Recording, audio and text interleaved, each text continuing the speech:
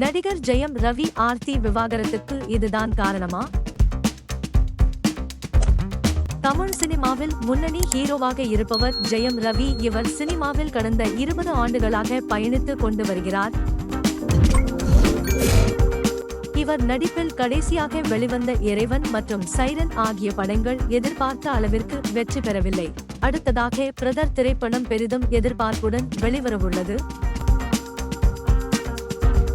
கடந்த 2009ஆம் ஆண்டு ஆர்த்தி என்பவரை திருமணம் செய்து கொண்டார்.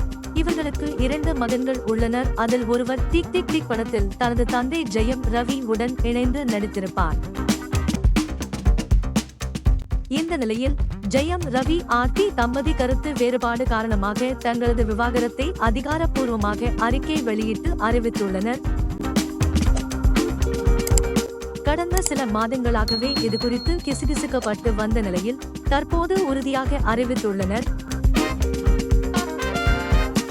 மறக்காம லைக், ஷேர், சப்ஸ்கிரைப் பண்ணுங்க. நன்றி.